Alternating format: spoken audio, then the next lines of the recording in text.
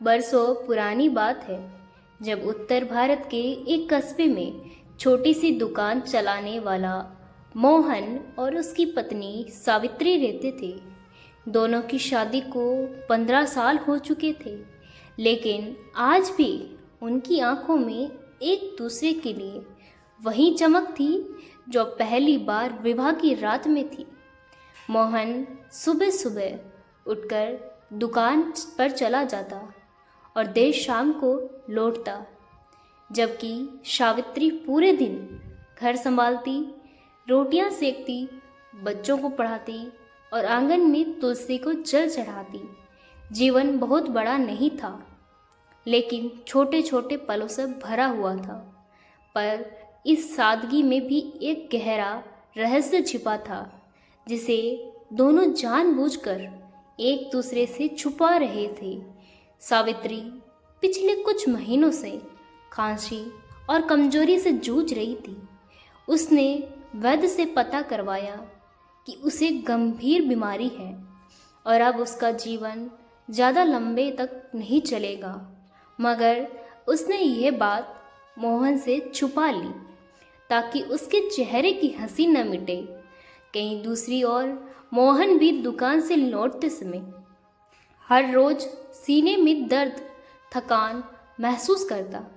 Doctor ने उसे बताया था कि उसके दिल में पुराना रोग पल चुका है और किसी भी दिन उसकी सांसें रुक सकती है।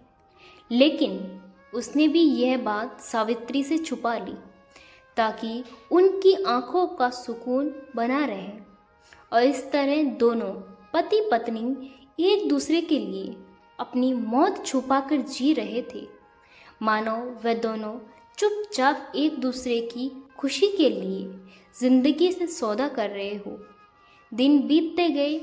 सावित्री रात को तकिए पर लेटते लेटते मोहन की करवट बदलने की आवाज़ सुनती और मन ही मन सोचती, काश मैं थोड़ा और जी पाती ताकि इस अकेले ने छोड़ूं। और इधर मोहन उसकी धीमी खांसी सुनकर अंदर ही अंदर टूट जाता, मगर चेहरे पर हंसी ओढ़ कर कहता, तू मेरे साथ है तो दुनिया की कोई कमी नहीं। गांव में लोग उन्हें मिसाल की तरह देखते। देखो कैसी जोड़ी है, हर वक्त साथ, हर वक्त एक दूसरे के लिए। मगर कोई नहीं जानता था कि इस जोड़ी की मुस्कान के पीछे कितना गहरा दर्द छुपा है। एक दिन अचानक सावित्री की तबीयत ज़्यादा बिगड़ गई। खून की उल्टियाँ होने लगी। मोहन उसे तुरंत शहर के बड़े हॉस्पिटल लेके गया। डॉक्टर ने रात भर इलाज किया, लेकिन सुबह बताया कि अब वक्त बहुत कम है। ये सुनकर मोहन की आंखों में आंसू भर आए, लेकिन उसने सावित्री से कुछ नहीं कहा। उसने सिर्फ उसका हाथ थामा और कहा, तू हिम्मत मत हार, मैं यही हूँ। सावित्री ने उनकी आंखों में देखा और समझ गई कि शायद वह सच्चाई जान चुका है। उसने हल्की सी मुस्कान के साथ कहा, मोहन, अगर मैं चली गई तो वादा कर कि तू टूटेगा नहीं, मेरी यादों में साथ हंसता रहेगा। मोहन के गले से शब्द नहीं निकले, बस उसने सिर हिलाकर हामी भर दी। उसी रात सावित्री सांसें थम गई। अस्पताल के सफ़ेद बिस्तर पर उसका चेहरा शांत से दम रहा था। मोहन ने पहली बार जिंदगी में खुद को इतना अकेला पाया, लेकिन किस्मत को कुछ और ही मंजूर था। जब सावित्री की चिता जल रही थी, उसी समय मोहन अचानक से सीने में तेज दर्द हुआ। लोग समझे कि ये सदमे की वजह से है, लेकिन असल में उसका दिल पहले ही जवाब दे चुका था।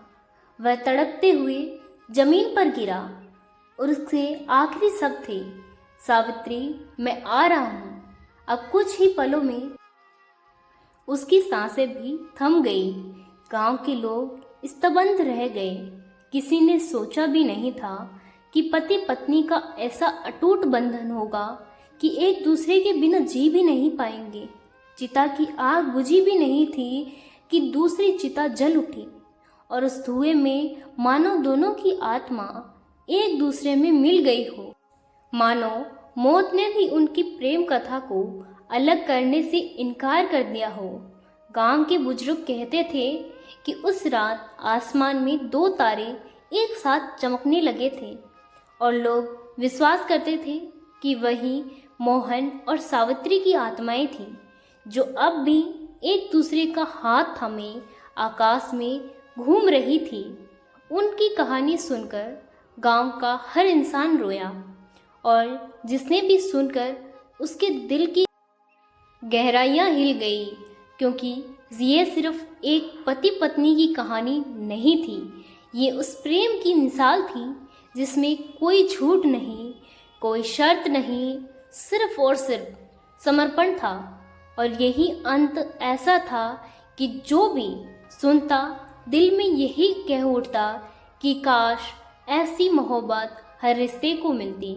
और ये कहानी खत्म होती ही सुनने वाला दोबारा इसे सुनने की ख्वाहिश रखता।